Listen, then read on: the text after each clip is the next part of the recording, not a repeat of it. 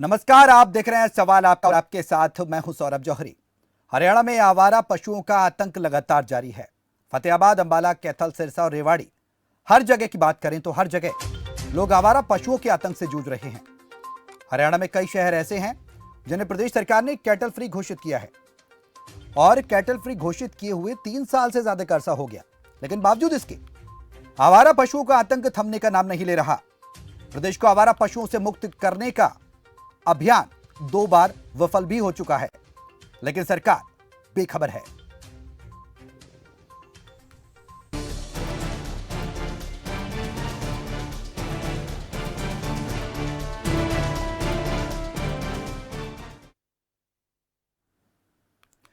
ताजा मामला आपको बताएंगे, रेवाड़ी का है।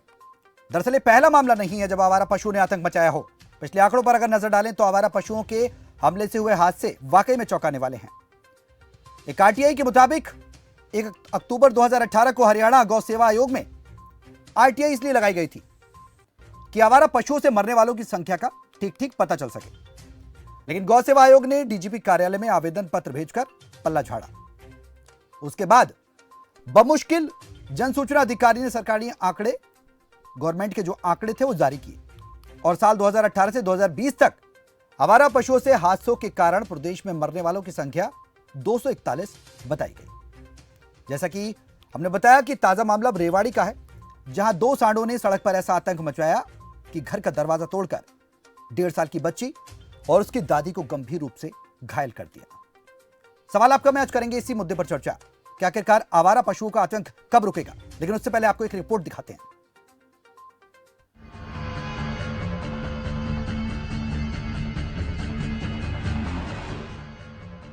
ये तस्वीरें हैं रेवाड़ी के पूर्ण नगर की, जहां बेसहारा सांडों की लड़ाई में घर का दरवाजा टूट गया और घर में खेल रही 1.5 वर्षीय मासूम और उसकी दादी बुरी तरह जख्मी हो गए। दोनों को अस्पताल में भर्ती करवाया गया है। पशुओं के हमले से लोगों में डर का माहौल बना हुआ है। वहीं नगर परिषद के कार्यकारी अधिकारी की बातों से तो कहीं न कहीं पशुओं को छोड़ने वाले लोग ही इसके लिए जिम्मेदार हैं। आम जनता से, शहरवासियों से मेरी विनती है कि शहर के अंदर कोई भी आदमी बाहर से आकर गायें छोड़ता दिखे तो उसकी तुरंत सूचना या तो नगर परिषद में या पुलिस अथॉरिटीज के पास जरूर दर्ज कराएं। सड़कों पर घूमते आवारा पशु कहीं न कहीं हादसों को भी दावत देते हैं और प्रशासन हादसों का ही इंतजार कर रहा है। वहीं लोगों की मांग है कि शहर को आवारा पशुओं से मुक्त कराया जाए। आवारा पशुओं के चलते बच्चे घरों में कैद हो रहे हैं। पहले तो सांड तो घूमते रहते हैं, अब सब्जी लेने जाते हैं तो गाय भागते इनके पीछे। अब यहाँ से निकलना ही मुश्किल हो गया है। कैसे करें बताओ, बच्चों को घुमाएं ना घुमाएं, सारा दिन घर में थोड़ी रह सकते हैं। बेसहारा पशुओं से निजात दिलाने के लिए जरूरी है कि जो लोग पशुओं का दूध पीने के बाद उन्हें खुले में छोड़ देते हैं, उन्हें नैतिकता दिखाते हुए पारिवारिक सदस्य की तरह घर पर रखना चाहिए या उन्हें गौशालाओं में छोड़ा जाए, जिससे आवारा पशुओं को भी बेहतर पोषण मिल सके और सड़कों पर पशुओं के चलते होने वाले हादसों में भी कमी हो सके। रेवाड़ी से अजय अत्री की रिपोर्ट।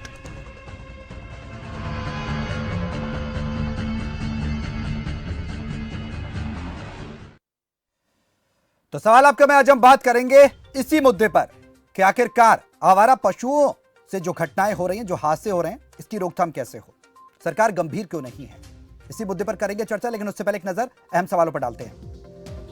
हवा हवाई हुए कैटल फ्री के दावे। आवारा पशुओं से क्यों नहीं मिल रही आम लोगों को निजात, साथ ही कैसे थमेगा आवारा पशुओं का आतंक, बार बार हो रहे हादसों का कौन जिम्मेदार, ये तमाम अहम सवाल टेलीविजन सेट्स पर हम आपको दिखा रहे हैं। साथ ही नंबर भी फ्लैश कर रहे हैं, आप इन नंबर्स पर कॉल करके हमसे सीधे जुड़ सकते हैं और अगर आपके क्षेत्र का हाल क्या है वो भी बता सकते हैं। साथ ही ये भी बता सकते हैं कि वहां पर आवारा पशु क्या आपको तो परेशान नहीं करते, क्या आप तो उनसे दो चार नहीं हो रहे, और प्रशासन और निगम का क्या कुछ रवैया है उस क्षेत्र में, उस पर भी अपनी बात रख सकते हैं।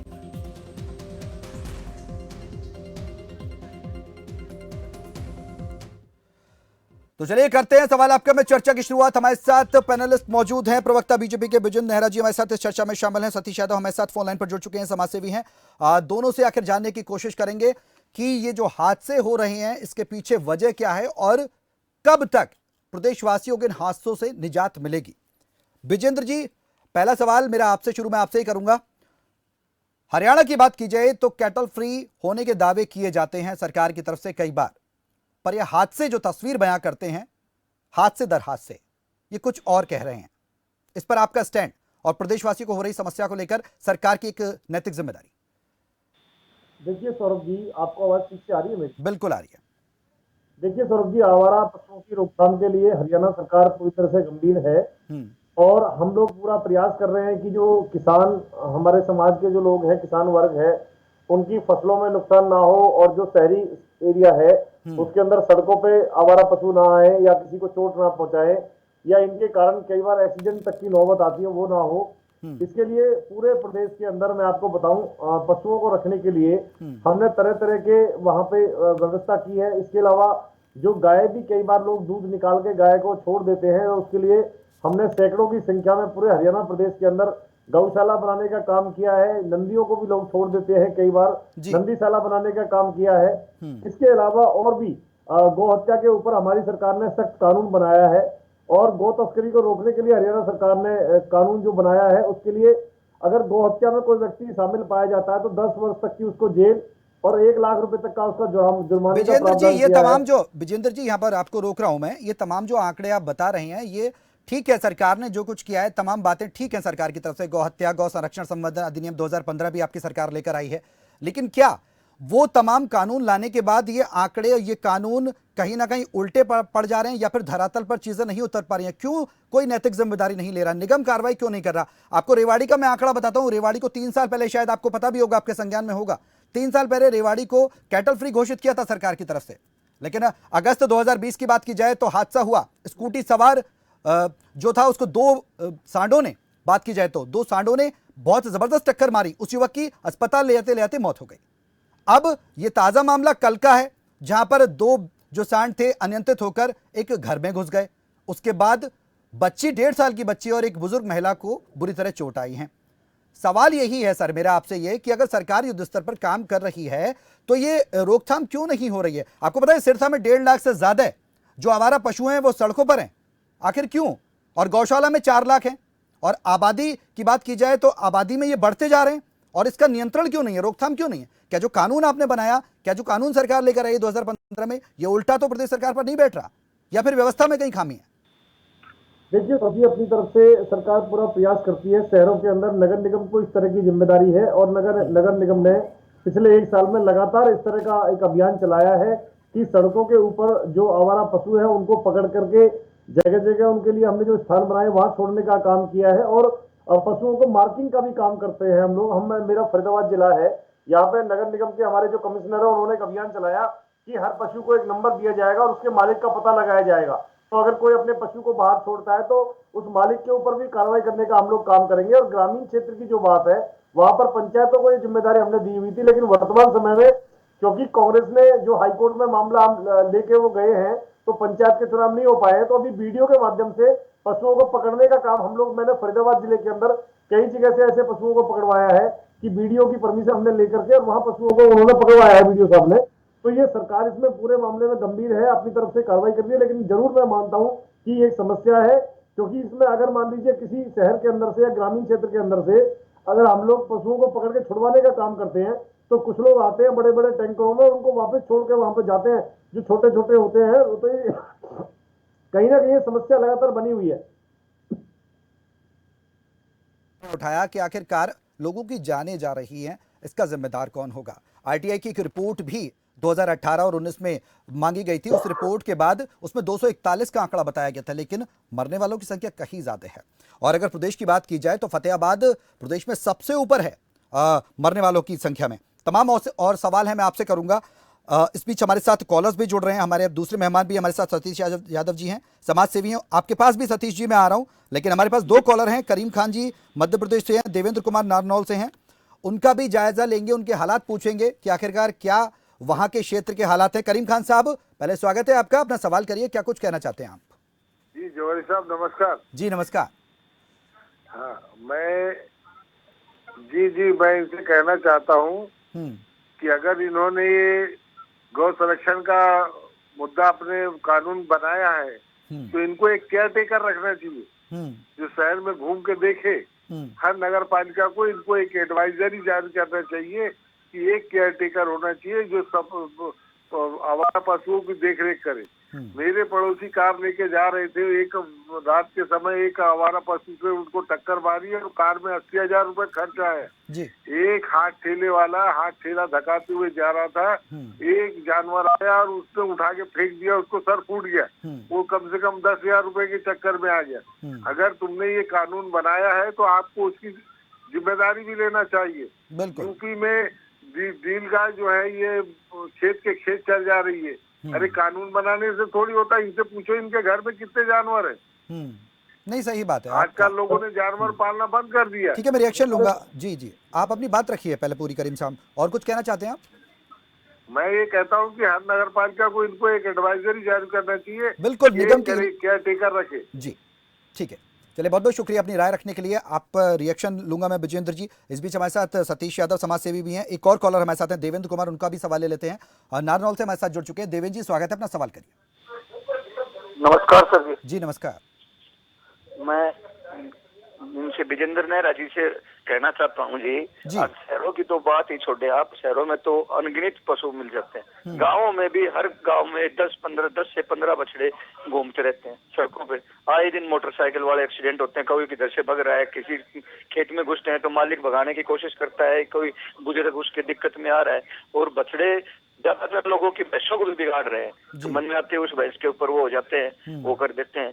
तो ये बड़ी भारी समस्या है। और गौशाले हमारे हरियाणा में अनगिनत गौशालाएं हैं, गाँव में से भी चंदा लेके जाते हैं, ये नहीं भी चंदा नहीं ले जाते। आज कोई गौशाला का महेंद्रगढ़ से आ रहा है, आज नारनौल से आ रहा है, आज भोजाबाद से आ रहा है, लेकिन फिर भी समाधान तो नहीं हो रहा। हर खेती है वो गांव के नजदीक बिल्कुल चौपट हो रही है। गेहूं लोगों ने 1-1 एकड़ में बोए हैं, सबके साफ कर रखे। एक खेत में अगर थोड़ी सी भी ढिलाई होगी तो रात को 7-8 आवारा पशु घुसते हैं, और हर गांव में यही हाल है। हर गांव में कोई ऐसा गांव जो नहीं है जिस गांव के अंदर आवारा पशु नहीं हो या उसमें वो ना हो। बिल्कुल देवेंद्र जी, आपकी नाराजगी और आपका सवाल लाजमी भी है, क्योंकि समस्या गंभीर होती जा रही है। ठेकेदार निगम जो देता है वो ठेकेदारों को दे देता है, और ठेकेदार उसके बाद वो वहां से हट जाते हैं, वो जिम्मेदारी नहीं लेते कि आवारा पशुओं को किस तरह संरक्षित किया जाए, क्योंकि जगह भी नहीं है, व्यवस्था कहाँ खामी हो रही है। इन तमाम सवालों के जवाब खोजने की कोशिश करेंगे। हमारे पैनलिस्ट लगातार हमारे साथ इस कार्यक्रम में जुड़े हुए हैं, लेकिन इस बीच एक और कॉलर हैं, रणवीर सिंह जी हमारे साथ हैं रोहतक से, उनका सवाल लेंगे। रणवीर जी, स्वागत है, अपना सवाल करिए। सौरभ जी नमस्कार। जी नमस्कार। सौरभ जी देखो, कानून तो बनाना आसान है, नेहरा साहब कह रहे हमने कानून बना दिया। कानून बना दिया। आप देखिए नेहरा साहब, मैं तो गाय की ऐसी बुरी हालत हो रही है कि पूछो मत। एक में तो जमीन रह रही है, 1 किला 10 किला रह रहा है, उसमें ये डांगर खा जा है। सब दिन रात चारों खाड़ी बैठे रहे, तो हमारी दिहाड़ी जो तो दिहाड़ी पूरी नहीं हो सरकार से, जो हम रात की ड्यूटी करते खेता में खड़े होकर दिन रात, हमारी ऐसी हालत हो रही, सजा कर रखी है सरकार ने। आप ये सौरभ जी जो वीडियो दिखा रहे हो, इसमें ये रोड देखियो, सारे रोडा का यो हाल है। मेरा साहब कहेंगे यो विकास चल रहा है, 5-5 साल पानी पिए हो गए लोगों, 6 दिन पानी मिल रहा है। आज मेरा साहब झूठ बोलते हो, आप सत्ता में हमारे को जेल में डालते हो, आप मेरे पास में आओ, मेरा नंबर मैं दिखाता हूँ आपको हालात क्या है। आप तो सत्ता में बैठे हो, सत्ता सुख भोग रहे हो, लेकिन हरियाणा की क्या देश की माटी पलीत कर रखी है बीजेपी सरकार ने। ठीक है, आपकी नाराजगी लाजमी है। जो सवाल हैं आपके प्रवक्ता से, मैं वो सवाल के जवाब भी लूंगा, लेकिन इस बीच हमारे साथ सतीश यादव जी भी मौजूद हैं। सतीश जी समाज सेवी हैं, उनका भी सवाल लेना बेहद अहम है। वो क्या कुछ एज अ सोशल वर्कर की अगर बात की जाए तो एज अ सोशल वर्कर वो किस तरीके से चीज़ों को देख पा रहे हैं, वो ज़मीनी स्तर पर क्या नज़ारा और क्या हालात उनको नज़र आ रहे हैं, उनसे भी रिएक्शन लेता हूँ। सतीश जी, स्वागत है आपका। नमस्कार सौरभ जी नमस्कार जी। नमस्कार जी, किस तरीके से आप देख पा रहे हैं सोशल एक्टिविस्ट, आपको कितनी बड़ी चुनौती नज़र आ रही है? अगर बात की जाए तो कैटल फ्री जो सरकार की तरफ से कहा गया था कि कैटल फ्री हो गए हैं, जो शहर हैं, जो ज़िले हैं, सिटी को किया था खासकर। सौरभ जी, लगातार दुर्घटनाएं लगातार घट रही है, कोई आज पहला दिन नहीं है। रेवाड़ी में कल की जो घटना है, जिस तरह से घर में घुस के एक दादी और पोती को घायल किया, और जिस तरह से वहाँ लोग डरे हुए हैं आज इस पूरे क्षेत्र में, शहर में, और ये अकेले रेवाड़ी की बात नहीं है जी, पूरे हरियाणा क्षेत्र की, देश की बात करें तो आज के दिन पूरे देश की कमोबेश हालात यही है जो आप अभी सब लोग आप डिस्कशन कर रहे हैं जी। और इस पे सबको काम करने की जरूरत है। सामाजिक संस्थाओं को, सरकार की तो नैतिक जिम्मेवारी है लोगों की जान माल की रक्षा करे। केवल कानून बनाने से काम नहीं चलेगा, और गाय को केवल माता का दर्जा देने से भी काम नहीं चलेगा। जब तक आप इस पे काम नहीं करेंगे, जब तक आप आज कैटल फ्री के नाम पे रेवाड़ी में पिछले बार एक हमारा डोली एक फोटोग्राफर था, बेचारा अकेला अपने घर का कमाने वाला व्यक्ति था, उसकी एक, मैं इनको आवारा नहीं कहता, असहाय और निसहाय पशु कहता हूँ, इनको आवारा बनाया हमने।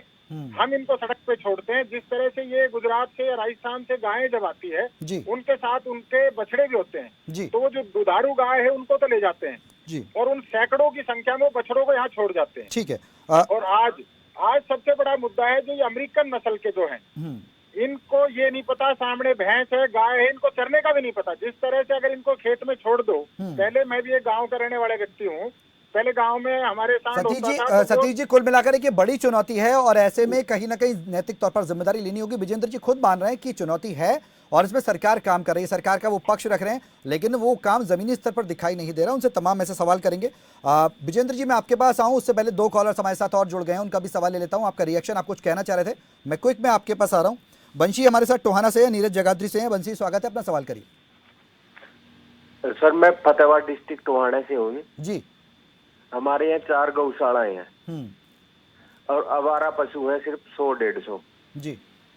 ठीक है। और इसमें सबसे ज्यादा लेती है नंदीशाला, शिव नंदीशाला लेती है आवारा। ये गांव से जो पंजाब बॉर्डर से है जो और गौशालाएं हैं वो ले लेती है पशुओं को, आवारा को वो ले लेती है, हर बार रात को उनको बाहर निकाल देती है, उससे एक्सीडेंट होते हुए।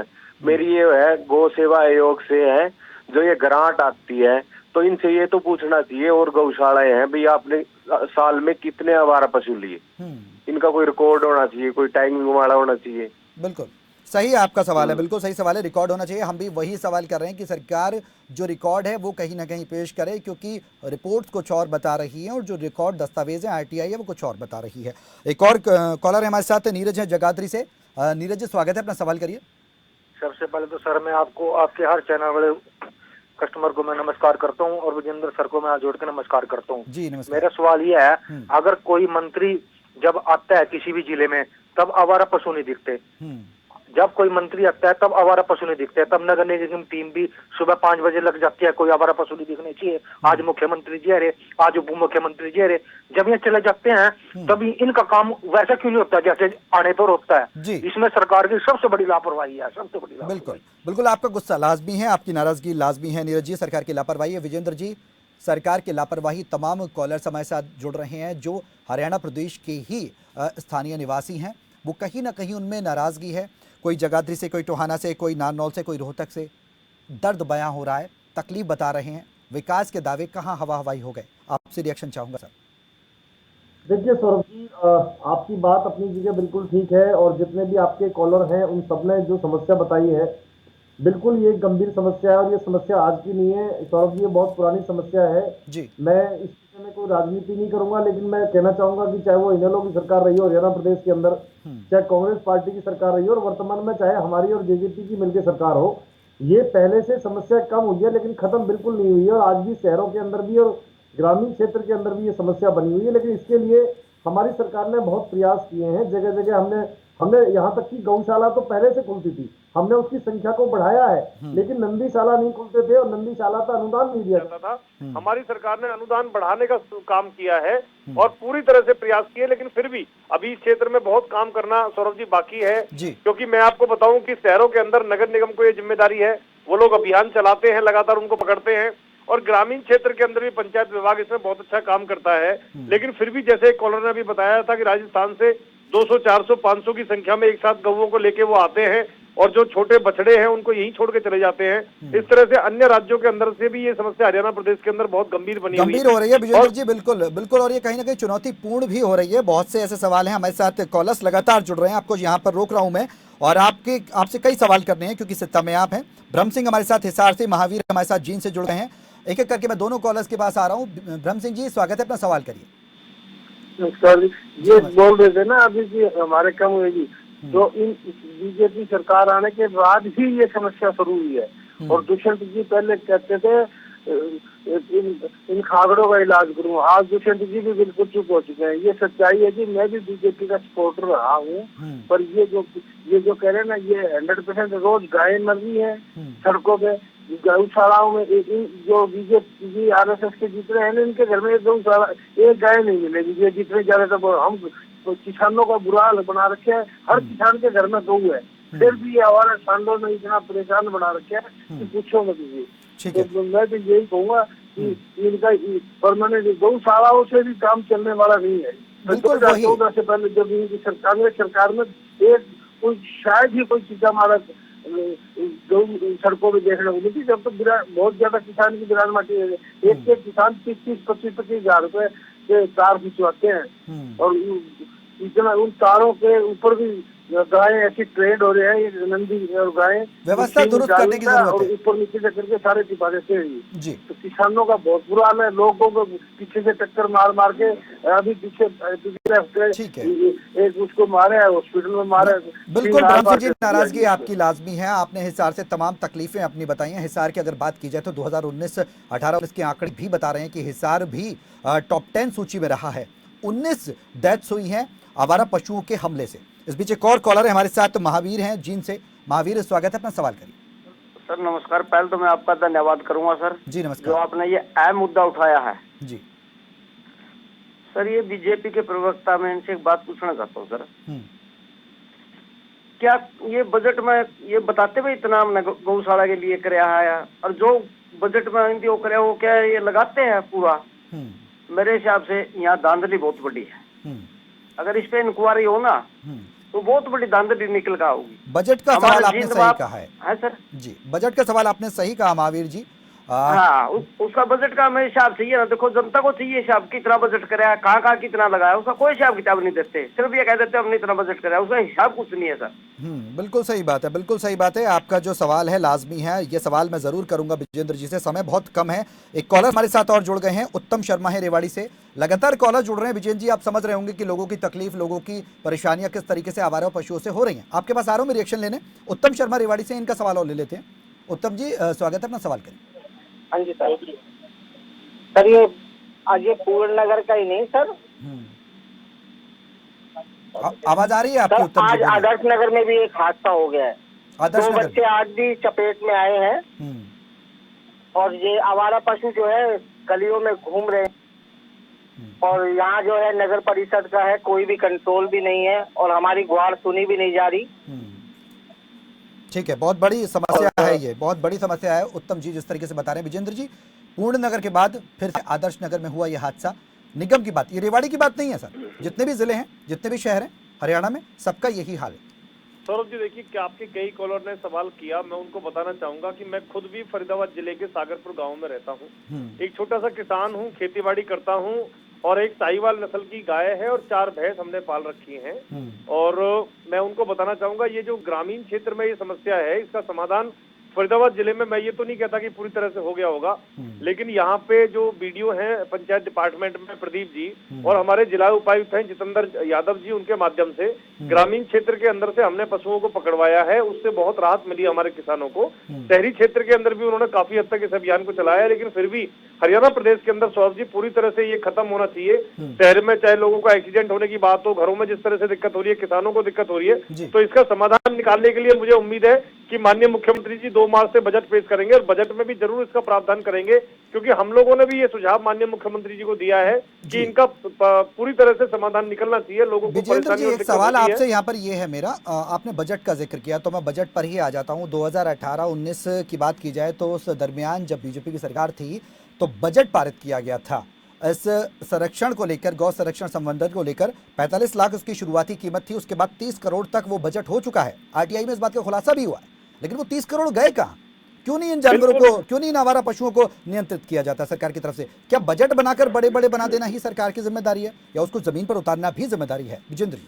सौरभ जी सब मिला के, गौ अभ्यारण्य और सब कुछ मिला के 30 करोड़ का ही वो बजट है। मैं भी डिबेट से पहले भी जो आंकड़े देख रहा था और वो 30 करोड़ से ज्यादा का खर्चा उस पे होता है। बजट तो एक तरफ है, लेकिन समाज के अंदर जो समाज सेवी है, ग्रामीण क्षेत्र के अंदर जो गाँव के लोग हैं, हम सब लोग गाय को अपनी माता मानते हैं और गौशाला के अंदर स्वेच्छा से हम लोग दान देते हैं, वहाँ पे चारे की व्यवस्था स्वयं करते हैं। इसके बावजूद अगर ये समस्या है तो आप सोचिए कितनी बड़ी ये समस्या है, बहुत पुरानी ये समस्या है। काफी हद तक हमने इसका समाधान किया है, इसको खत्म करने का भी काम हम ही लोग करेंगे। विजेंद्र जी सरकार आकलन करेगी ना, जब 45 लाख से 30 करोड़ तक बजट की धनराशि पहुंची तो धनराशि अगर ज्यादा और थी तो आंकड़े में कहीं ना कहीं कमी रह गई क्या अनुमान करने में सरकार की तरफ से? उस आंकड़े को और भी बढ़ाया जा सकता था।